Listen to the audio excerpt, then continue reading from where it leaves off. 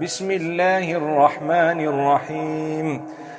يا أيها المزمل قم الليل إلا قليلا نصفه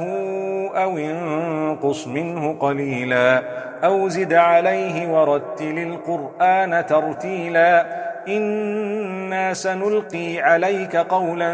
ثقيلا إن ناشئة الليل هي أشد وطئا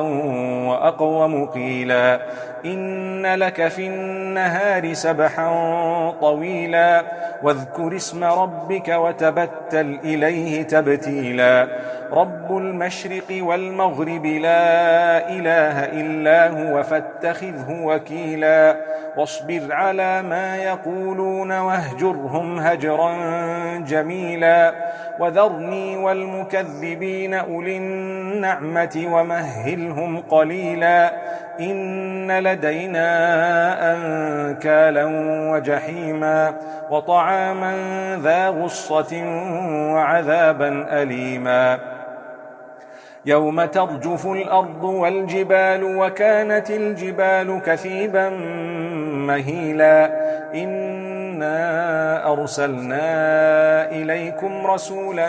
شاهدا عليكم كما أرسلنا إلى فرعون رسولا فعصى فرعون الرسول فأخذناه أخذا وبيلا فكيف تتقون إن كفرتم يوما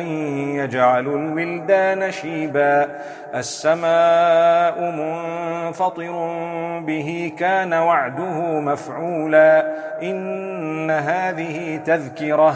فمن شاء اتخذ إلى ربه سبيلا إن ربك يعلم أنك تقوم أدنى من ثلثي الليل ونصفه وثلثه وطائفة من الذين معك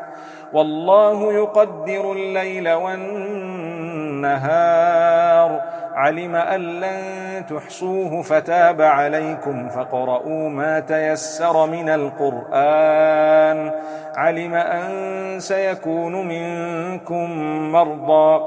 وآخرون يضربون في الأرض يبتغون من فضل الله وآخرون يقاتلون في سبيل الله فاقرؤوا ما تيسر منه وأقيموا الصلاة وآتوا الزكاة وأقرضوا الله قرضا حسنا وما تقدموا لأنفسكم من خير تجدوه عند الله هو خيرا وأعظم أجرا واستغفروا الله إن الله غفور رحيم